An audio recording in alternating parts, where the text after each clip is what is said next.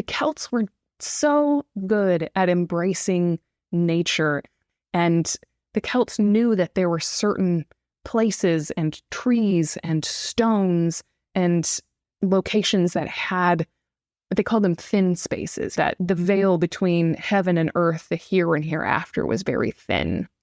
And so that's often where they had ceremonies, and churches at the beginning over there were in an oak grove. That was just their natural cathedral. So I think learning from both your own desires, where you feel most alive in nature, and it can be wherever, pay attention to that, because that's where the divine is already stirring. And the Celts show that you can find that anywhere.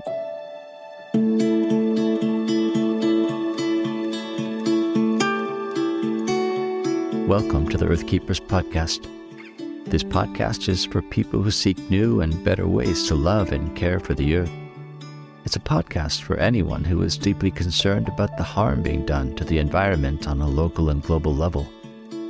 It's a podcast that builds community and connection between people of like heart and mind, people who believe that earth care should be integrated into every aspect of life, and for many in the Earthkeepers community, that includes our spiritual lives.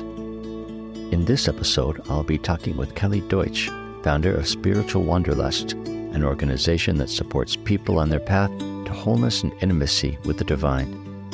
This includes encouraging people to engage spirit and nature, a connection that Earthkeepers care very much about. In our conversation, we discuss how Celtic spiritual practices in particular can inspire us to sense God in all of creation. Welcome, friends, to the Earthkeepers podcast. Welcome, Kelly, to the podcast. We're really glad to have you. I wonder if you could tell us a bit about yourself and your community, and what are some of the things you're invested in these days? Yeah, absolutely. Thanks for having me. I'm so happy to be here. So I am the director of Spiritual Wanderlust, which is a center for spiritual formation. So our whole goal at Spiritual Wanderlust is to really support people on their path to wholeness and divine union. And we like to use all the gifts available to us from the contemplative tradition, modern psychology, and wisdom of the ages. So it's kind of a fun blend of things.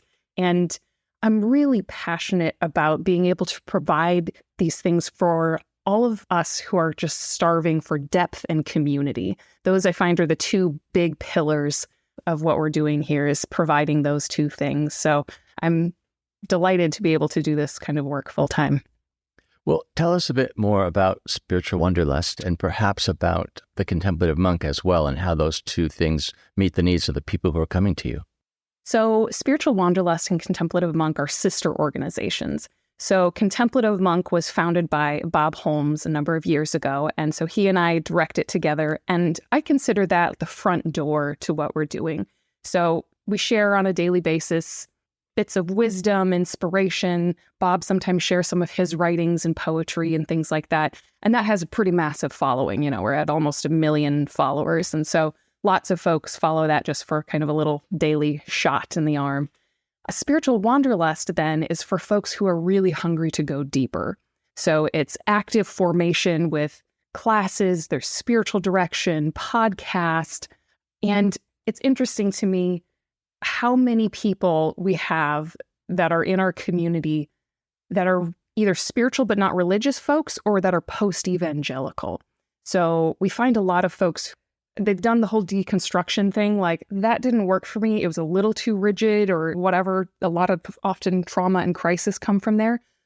But there's not a whole lot of work being done in reconstruction.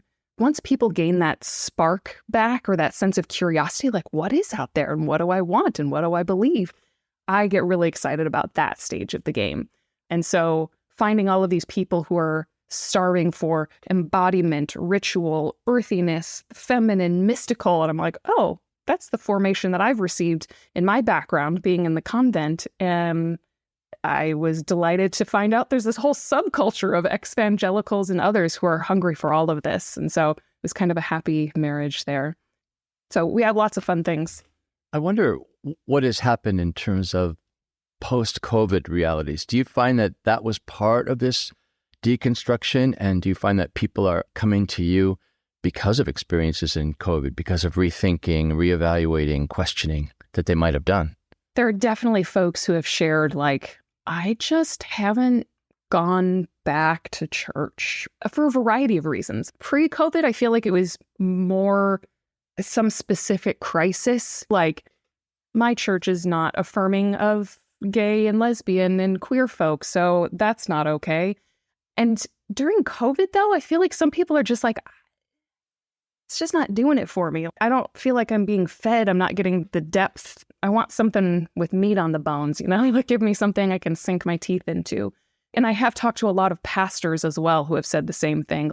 For a whole variety of reasons, people just aren't coming back post-COVID. And so that's honestly when I expect them to start finding things like Spiritual Wanderlust or Richard Rohr or Cynthia Bourgeault or some of these other folks in the contemplative tradition who are doing good things. I think in the experience of Earthkeepers and Circlewood, because we really deal with things at the intersection of nature and spirit, we hear a lot about people who during COVID, when they weren't able to be with their religious community, were actually seeking spiritual experience, a sense of God in nature. So did a lot of hiking, increased their camping, spent a lot more time outdoors, just even in local parks.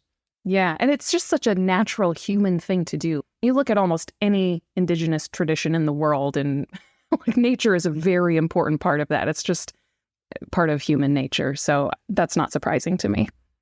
Well, you also have a podcast. What will some of our listeners expect when they inevitably go to the podcast and listen to you? So I really love intersections as well. So I love talking about big questions that have to do with brain science and the contemplative life, or a hermit who's a journalist, or ableism and spiritual practice. We've had so many really fascinating conversations, from spiritual teachers to embodiment experts. Like we talked to this guy who is a practitioner of this Russian Orthodox martial arts, which I've never heard of, but it's just really fascinating. Like, amazing. Wow, so not all martial arts are Eastern. But, there's like a neuroscientist who dabbles in the Enneagram and brings those things together, or some artists. We talked to an opera singer, a sculptor, and a painter about spirituality that moves them. So just, to me, it's an exploration of the inner life and all that means for people who are actively engaged in that. Well, we'll talk a lot more about the work that you're doing, but I do want listeners to know a bit more about your personal story, which from what I know of it is fascinating. Tell us, if you would, about the life journey that led you to where you are today. I'll start with a shortened version, and you can ask whatever curiosities that you have. Sure. So I spent most of my life thinking I was going to be a nun. So from the age of 14, I really felt drawn and was like, I want to give my life to others and share this love that I'd found. And so in my 20s, I entered the convent, first in the US, and then I got shipped over to Rome, over in Italy, for formation. That's what most people will call novitiate. For those who are completely novice to all of religious life, just think Fraulein Maria, like The Sound of Music, that kind of thing. A little more modern example. So I was over in Rome, studied over there, did lots of wonderful things with this community. Their whole focus was spiritual formation and spiritual direction, which is what I love. So that was a wonderful place. There are lots of beautiful things and lots of really hard things.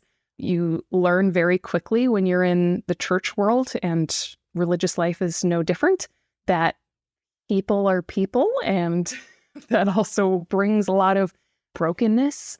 And I think that was a little surprising for me. But I had been there for a few years and basically had this mysterious illness that suddenly came upon me. I remember I was in the mountains in northern Italy, and I started to feel like super off, and kind of had throughout the year. And the sisters are like, I'm sure it's just the altitude. I'm like, okay. Except within a couple of weeks, I was like bedridden and had to be flown home in a wheelchair, never to return again. Like, it was just life turned on a dime. I ended up spending like 18 months mostly bedridden back at home in South Dakota, being shuttled from doctor to doctor, trying to figure out what was going on. And that experience was really pivotal for me. It really drop-kicked me into the second half of life. We talk about the first and second half of life, first being things are very black and white, and you know who's in and who's out, and there's a lot more clinging to certitude. And the second half of life is much more technicolor. There's a lot more nuance and shades and just okayness with mystery.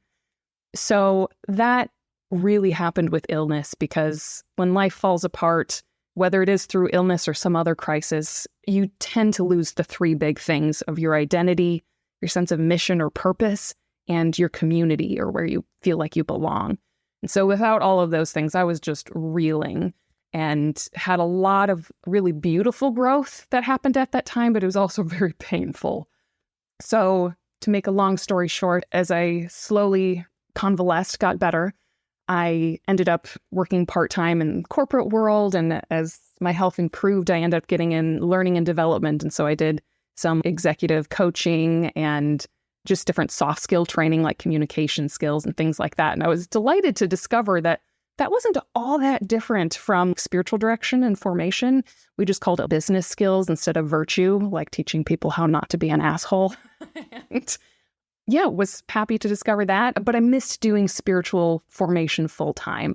And so I started dabbling in that just part-time, doing spiritual direction, wrote a book, things like that. And then a few years ago, I was like, let's do this for real. So I pulled the corporate plug and started doing Spiritual Wanderlust full time and offering different classes and exciting things for folks. I think that probably some listeners have a fascination with the nun part of your story, because I do think that for many people, there is that urge, or at least that dream, like, what if I could only focus on the spiritual life and serving? Mm-hmm. I'm wondering, was the experience maybe what you expected it to be, or was it more? Was it different? Good question. Yes and no. There was a lot that was beautiful and good. Being able to spend time in prayer every day, especially so the particular community that I was a part of had 4 hours of prayer each day. About an hour and a half of that was silent prayer. Others was liturgy the hours, praying the Psalms together, meditation together, the rosary, different things like that comprised our prayer life. So that was really wonderful. I think the surprising part for me, I suppose it's kind of like the honeymoon phase when you get married and you're like, we're different and we're going to love each other forever. You just have these starry eyes entering into it. And I tried to be realistic entering in, but like I said, some of the dysfunction that you'll find, you're not immune to it when you're in religious life. You think that whatever toxic personalities or even just difficult personalities, you're like, no, I'm going to run away to the monastery so I don't have to deal with all this craziness in my family or at work. It's like, no, people are still people. And that's the tough part. And that's, I think, the eye-opening part. I remember my spiritual director over in Italy was an Australian priest, and I was sharing some of this stuff with him. And I remember him looking me in the eyes and he's like, Kelly, your sisters have psychoses. I was like, oh, like, thank you for saying that, because I was like, am I the crazy one? Like, what's going on here? So I think that was surprising, along with seeing how different the Catholic Church looks when you're close to the Vatican. Way more bureaucratic and still has that weird princely feel. In the US, I was very used to priests and bishops being very pastoral, personable. There, you kind of get the impression the bishops still want you to kiss their ring. I was like, oh, okay, that's new. So yeah, lots of surprising things and lots of beautiful things, because also when you have the name like sister or brother or father in front of your name, people also treat you differently. And they're like, oh, sister, you kind of have this automatic status. So I think perhaps the surprising part for me as I left the convent was I didn't realize how much I clung to that, feeling special because I was a sister. So that was also a surprise. Do you miss it? Some aspects, absolutely. Yeah, there are aspects that were just delightful. And I loved living in Italy. There's just so much culture and art and the warmth of the Italian people. It was just such a beautiful thing. But at the same time, I'm so thankful for how the divine fulfills our desires in surprising ways. I entered there to be able to share some of this richness and receive more of this that I was so hungry for. And to see how that desire, that longing could be fulfilled in another form of life that I didn't anticipate is also really beautiful. So yes, I miss some aspects, but also the most important parts I get to live still now. So we talked about intersections a bit earlier, and I think you also are interested in that intersection of spirituality and nature. And it does make me curious how that came to be, in terms of the early influences in your life. How was your relationship to nature inspired and encouraged? South Dakota would encompass my answer. I grew up in the Midwest outside of a small town. So we were just surrounded by field and forest and sky. And the sky in particular, the clouds and the stars were my earliest mentors. They ripped open my heart. And that, to me, there's a language that nature speaks, especially the sky, that has no words, but we know it in the depths of our soul. It's our native language because we are a part of this beautiful thing of nature. And finding that from a young age, like I remember getting off the school bus and just flinging my backpack on the ground and lying on the ground and looking up at the clouds and just lying there. I was like third grade or something. And there's something that much space and awe will do to you. And also being out in nature that much, being exposed on the prairie, you are one with nature, whether you like it or not. I'm just the weather that would come in, you saw it coming from miles away, like, oh man, there's a massive thunderstorm coming.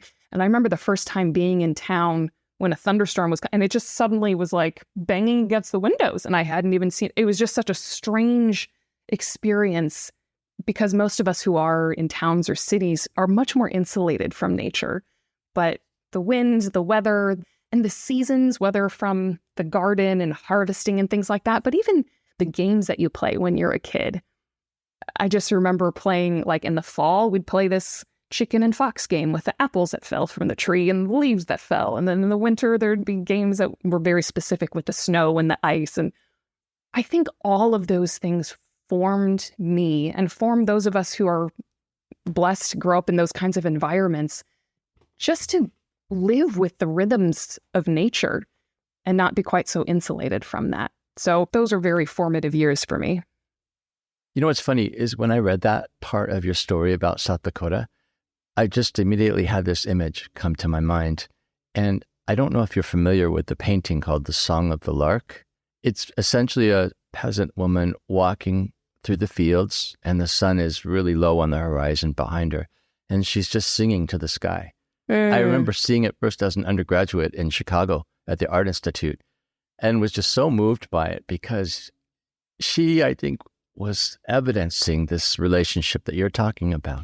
Yeah. You had to wonder, who is she singing to and what is she singing? But you knew there was something deep and numinous about her experience in that moment. So if you get a chance, you might want to look it up online. Again, the painting's called Song of the Lark, and the artist is Jules Breton.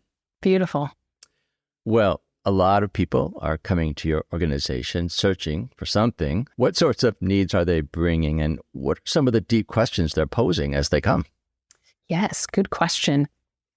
A lot of people are wondering what's next. Like I mentioned, a lot of folks are transitioning from deconstruction to reconstruction and are just hungry for more.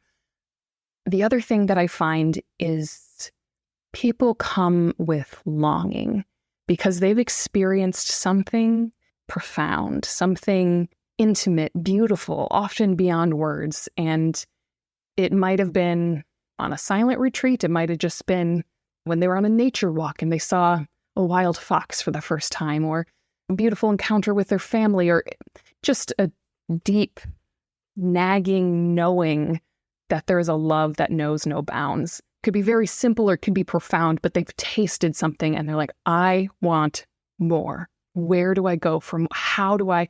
So they're starting spiritual practices and they're reading books and they're listening to podcasts with this voracious hunger for more of that. And I remember one of the first friends that I made in this kind of post-evangelical world was my friend Mitch. And he was saying, I won't use his exact language on this podcast, but basically it was like, F enlightenment, I want union. Heck with all of this woke culture. And he's like, I mean, that's fine, whatever, but I want union with this unspeakable mystery. And that's, I think, what drives people the most to spiritual wanderlust. Even the name itself connotes that kind of longing, the longing that leads you on like an eat, pray, love, and you go to India and you're trying to like find yourself or find this something with a capital S. So those are the questions that drive people the most who are coming to spiritual wanderlust. I would imagine that whether they come to you with pain or not, that probably many people discover the need for healing as well. Is that the case? 100%. Absolutely. I'll speak about that in two ways, because one is the healing that needs to happen in deconstruction. And that's why I think that's a very important phase. I don't want people to rush all of their questions, because a lot of that really is just working with trauma. A lot of times you've been hurt by church, religion, different things in that world, and that takes a lot of processing. And it really is that grief process where sometimes you're grappling and trying to negotiate with it. Like, maybe if I just do this, then I'll feel comfortable in church, or different stages of depression and anger. And that's all healthy and good. Once people are at that place of relative acceptance, it's not like they'll never get angry again by any means, but feel like, okay, I can go on living my life. Then it's like, all right, so what now? I remember going through my own falling apart and wondering if I'd ever wonder at the world again. Is that gone forever? And that's scary, but fortunately it can return. So there is that stage of healing in the deconstruction.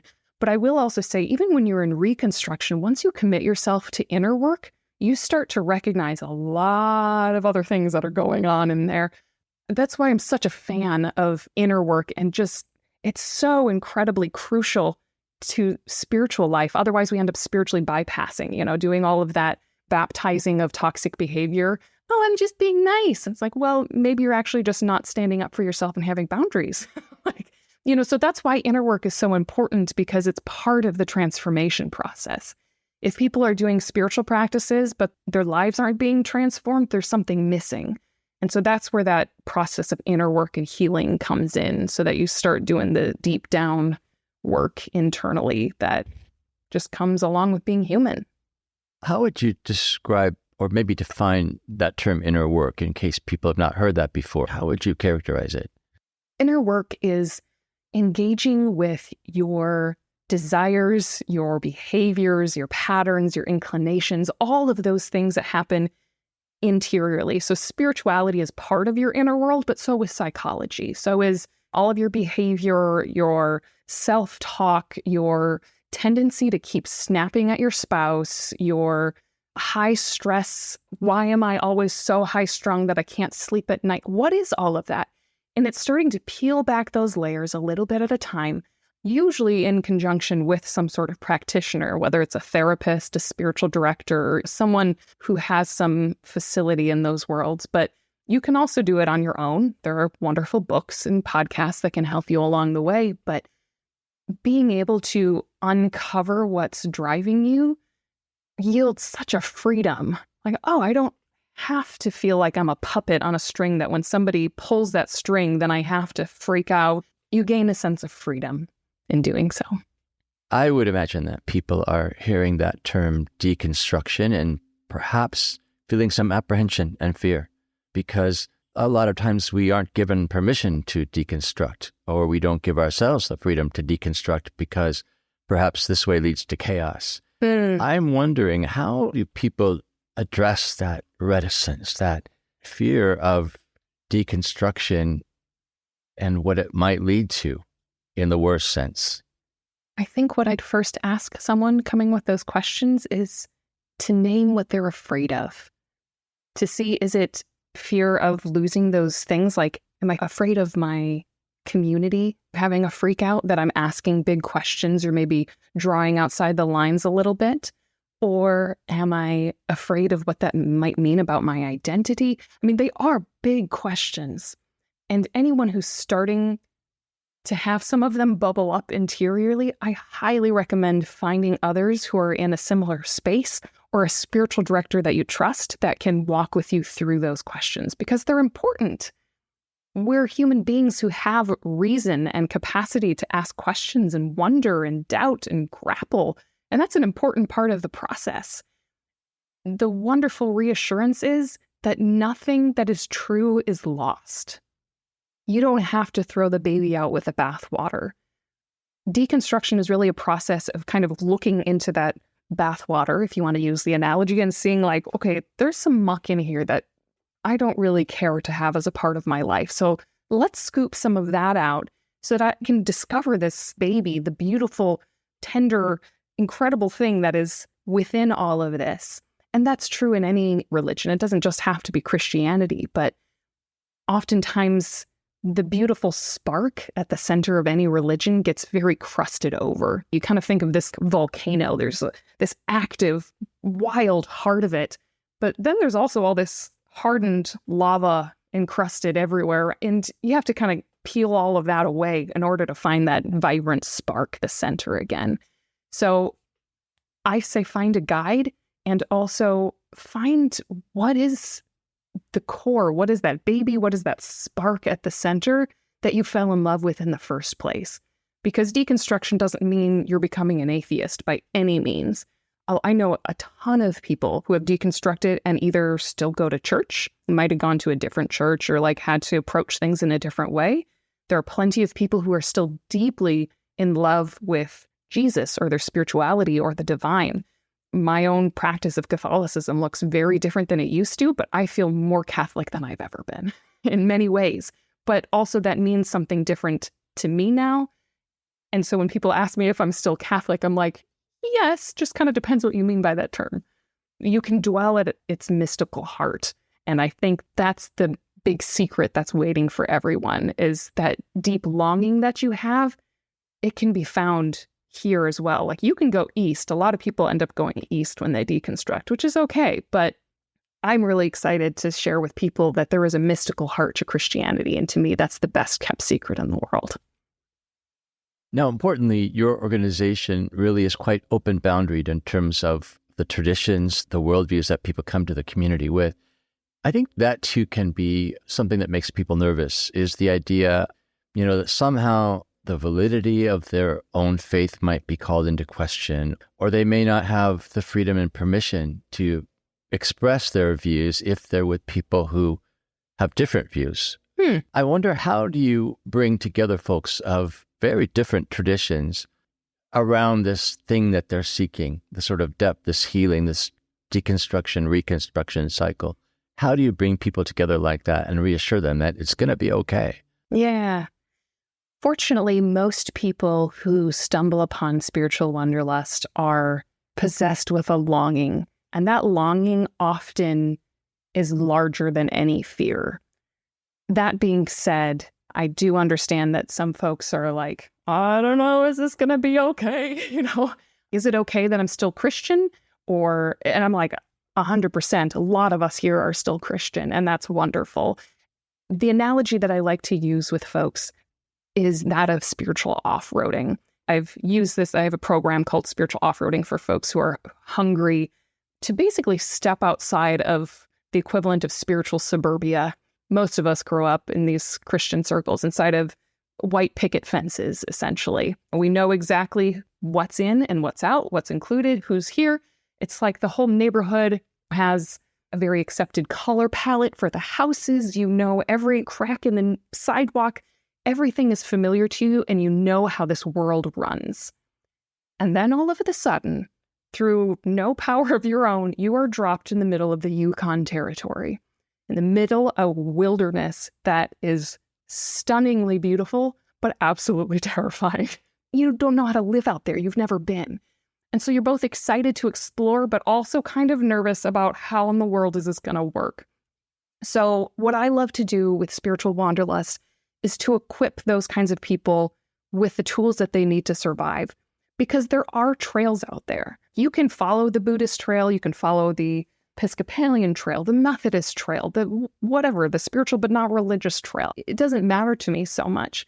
But anyone who is out there is going to need some very basic things like, how do I read my inner compass, trust my gut, and be able to discern and intuit and follow spirit or my gut or whatever you want to call it?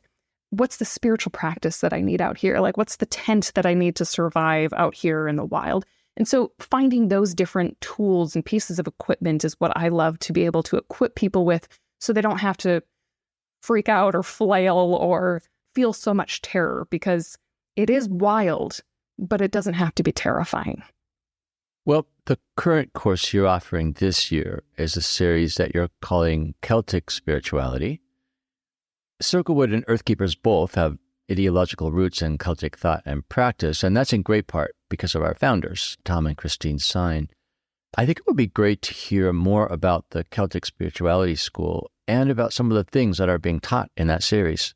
Yes, absolutely. We're very excited about it because Celtic spirituality is such a great lens for entering into the contemplative, but also the embodied. The Celts are very good at both. And so you'll find things in embodiment like their rituals and their pilgrimages. You know, they had quite a sense of wanderlust. These monks would set forth in rudderless boats, just like, let's see where the spirit takes me, you know? So there's such beauty to that. And they had such a love and appreciation for nature, along with all the contemplative sides of things. Like, they loved silence. They were pretty extreme in things. They loved living on remote islands, and they had all sorts of interesting practices. You know, like there's this one monk, this hermit, who decided he was going to pray the Psalms in the middle of an icy stream at midnight, completely naked. You know, he was like, this is my extreme act for the Lord. So anyway, the Celts were just fascinating and looked very different than European Christianity in particular, because they were so rural and they just embraced the nature and the villages and all of that was already there. So in the Celtic Spirituality School, we're covering quite a bit of that, from Celtic pilgrimages to prayer, to the rituals, to the creativity, the music and songs, the art, the poetry. We have lots of really wonderful people coming to speak, from John Philip Newell to Ilia Delio, Esther de Waal, Sharon Blackie, who's the Jungian. She'll be speaking about myths and the other world and the hero's journey. We have this one woman coming who I'm very excited about. Saint Bridget is kind of a larger-than-life icon for the Celts, and she is a Bridgetine nun who lives in Kildare at the ancient site of Saint Bridget, who was also a goddess. And ever since ancient times, there was this flames of Kildare, of Saint Bridget. And in pagan times, it used to be like these virgins guarded the flame. And that flame existed for centuries and centuries, that it was guarded by these people until the English eventually smothered it out. But in the 70s, these Bridgetine nuns became the new keepers of the flame. And so I have the keeper of the flame of St. Bridget coming to speak about Bridget and the feminine in Celtic spirituality. So Wow. We're very excited about all of the people who are coming and the quality, because I find it sometimes difficult for folks who are ready to go beyond the introductory to find really robust formation, especially at an affordable price. So to be able to find something that's not a 2-year-long $20,000 program, but also for those who don't have a Carmelite monastery or a Zen monastery next door, to have access to this kind of formation. And it can be more than just listening, right? I mean, there are other options for engagement, including sort of one-on-one counsel. Is that right? Yes, absolutely. So people can choose if they want to just listen to the classes, which also involve spiritual practices. We commissioned an artist not far from you guys up in Washington who did a watercolor for each of the themes. So we have a guided Visio Divina, a certain kind of meditation that can go along with each. We have all of the materials for each. You can choose to engage in small groups if you want spiritual direction. There's various ways that you can engage with the material so that it becomes alive, because we don't want it to be just a head exercise. This is head and heart always, and body.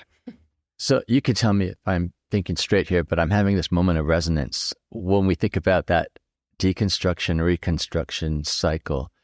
It strikes me that in some ways the Celtic tradition was a deconstruction, reconstruction, macro movement. They did so much for the church in terms of rethinking, reframing, redefining.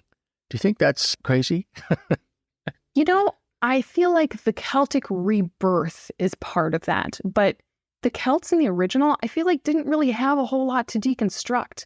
And that's one of the unique things about the Celtic world is on much of the European continent, if there was something that didn't 100% agree with not only a church teaching, but how they were describing it, the language, all of that, they'd either burn you at the stake, call you a heretic, exile or excommunicate. There was just a lot of arguing and violence around that. The Celtic world never had any of that. They just had the let's transcend and include, let's look at what this pagan world offers. And we're like, of course we find the divine in nature. Duh. Of course we embrace the feminine and the masculine. That's obvious. Of course we include song and dance and art in our prayer. It was just second nature for them. So that's something that's very distinct about the Celtic world. So I don't think they had, at the beginning stage anyway, much to deconstruct. Right. But now that all of us are going through deconstruction and we're rediscovering that Christianity could look like that, that's where we're getting very excited and saying, oh, there's something else here. And I'm very, very excited about it. So as a tradition, it's helping us to deconstruct and reconstruct. Yeah, giving us a framework. Well, I do have a question. We're talking about Celtic spirituality, and most of the stuff I've read couches that in a Christian framework. I'm wondering, how do you actually reframe that so that it's not exclusively Christian? It's always a both and the Celts were great at that as well. So like I mentioned, there wasn't this tension between what came before and then Christianity coming. Oftentimes we think of Christian missionaries, especially in early America, coming, and there was a lot of bloodshed and violence and horrible things. And the Celtic world, it just seemed like they embraced Christianity. There is no history of conflict of any sort that we know of. And instead it was like, oh, God is 1 and 3? Yeah, 3 is important to us. That makes sense to us. Great. So there was a lot of continuity. Even the central role of the Druids, these Druids were like advisors and they were poets and bards. Like the role of a poet in the pre-Christian society was very important. They trained for anywhere between 10 and 20 years. And it was like a very respected thing. They advised kings and all these other people. The Christian monks kind of stepped right into that role. They became the advisors, the wise people, the poets, the artists, and the center of the community. And so there are some things that get intermingled, even that example of Saint Bridget. Bridget is the name of a pagan goddess and is the name of an actual historical Christian woman who became a very powerful woman. She was the abbess of a double monastery, so in charge of both men and women. So there were things that seem to flow with natural continuity from the pre-Christian into the Christian. So there is obviously some distinction, but a lot of it just flows so naturally that it feels very contiguous. I'm curious, in particular, do you think there are elements of Celtic thought and practice that perhaps speak to how we might reimagine our relationship to the whole of creation, which of course for our listeners is a major question? Yes. The Celts were so good at embracing nature. I love this story. There was this fellow, Alexander Carmichael, who in the 1800s recognized that Celtic culture was starting to die out, and the Celtic language and just all these practices, because it's an oral tradition, right? So very little has been written down. So he's like, I need to capture this. And so he went around Upper Scotland and different places in the Celtic lands and just started asking people for their prayers, their songs, their poetry, the things that they do. And so there's this one story that he tells of meeting an older gentleman who is in his late 70s. And he's like, what are your practices? How do you pray? And he's like, oh, I simply go wade out to my knees into the ocean and pray with the waves. I was like, it's that simple. Just doing what feels natural to us. It doesn't have to be some formalized spiritual practice with a name. Like, I am going to go do my Natura Divina, or have these very certain steps to my forest bathing. Those are all great and a good place to start if you feel kind of stumped. But other ways, I say just go where you feel drawn. If you have a certain relationship with an oak tree, by all means, spend time with that oak tree. You don't have to exchange verbal words, but again, there's that language that nature speaks that's so much deeper than that. And the Celts knew that there were certain places and trees and stones and locations that had, they called them thin spaces, that the veil between heaven and earth, the here and hereafter, was very thin. And so that's often where they had ceremonies, and churches at the beginning over there were in an oak grove. That was just their natural cathedral. So I think learning from both your own desires, where you feel most alive in nature, and it can be wherever, pay attention to that, because that's where the divine is already stirring. And the Celts show that you can find that anywhere. That's their core gift, I think, is finding the divine revealed everywhere around us, which is nothing new to your listeners. Yeah, that's true. I think it's sort of an interesting irony. On the one hand, so many people, I believe, encounter God in nature, especially in the Pacific Northwest, where we are. That's the case. And at the same time, I think that some people have doubts about that, especially people who might come from a Christian tradition.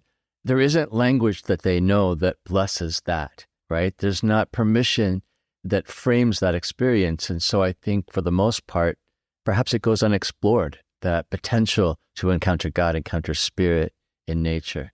So I'm really thrilled actually at this thought that Celtic Christians, Celtic traditions do give us a safe framework for that, and do give us permission and evidence that this was a life-giving element of Christian faith practice at one time. Absolutely. And I'd say also just check out the Psalms. I feel like the psalmist is just so good at, or the canticle of Daniel, sun and moon, bless the Lord. And you can fill in your own canticle, make up your own litany, like whatever, branches and clouds, bless the Lord, moon and stars, bless the Lord, my crazy dog who won't stop, like, like barking in the background, bless the Lord. And to be able to engage with the words that even scripture passes down to us. It's not that it's not in the tradition, it's that our current incarnation of Christianity that so many were raised in has left behind much of tradition and even scripture, which is wild to me. So I would imagine a lot of people come to you, especially now in post-COVID days, with maybe a sense of hopelessness or a struggle to find where it is they can place their hope. I'm wondering, where do you place your hope? What keeps you going at your work? So what gives me hope, and how do I counsel others regarding hope? First of all, I often will advise people to do like a media examine, just to look at how much media we have bombarding us, because that can be so depressing and often only reflects the negative. I go onto my social media, I have Pinterest, right? And so Pinterest now knows that I care about the planet. And so it'll share all of these statistics that I'm like, oh, that is so overwhelming. But it doesn't really offer very many practical things to do, especially when you start learning like, oh, the biggest impacts on the world and on the climate is all of these massive corporations that we seem to have no control over. And so that can feel really big and overwhelming. So I'd say, one, find small things that you can do, whether it is plugging into a local group, like is there a watershed council where you are? Can you minimize the amount of plastic that you're using? Can you get out in nature and help others appreciate nature? Finding some place where you can have some agency, because what leads to compassion fatigue is when we see the enormity of what needs to be done and feeling powerless to do anything about it. So when we can actually have some sense of agency and do some small thing, that helps. But the other thing that gives me hope is this quote from the Talmud that really encourages me. And it says, don't be daunted by the enormity of the world's grief. Do justly now, love mercy now, walk humbly now. You are not obligated to complete the work, but neither are you free to abandon it. And that feels so relieving to me because especially for those of us who feel deeply and empathize with just the pain of the planet and the animals and just everything that's going on around us, to recognize that I don't have to finish this. That's not my job. I'm not here to save the world, but I'm also not free to just abandon it and say like, well, whatever, I can't do anything. So to find that one small thing that you can do, find one thing each week if you can, whether it is getting yourself out in nature, sharing something on social media or with a friend, whatever it might be, that gives me hope.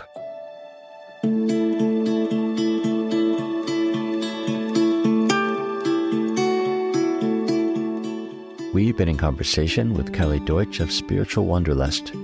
If you want to discover more about opportunities for learning and spiritual guidance, or if you want to check out the Spiritual Wanderlust podcast, go to the show notes for this episode. I'm Forrest Inslee, your podcast host. Our executive producer is James Amadon. Our producer is Dave Wolfers. Forrest Reed is the creator of our original music, and Timothy Connor is our podcast editor. Our research assistant is Alex Megerly, and Jessalyn Gentry is our social media director. Thank you, friends, for listening, and please join us for our next conversation on the Earthkeepers podcast.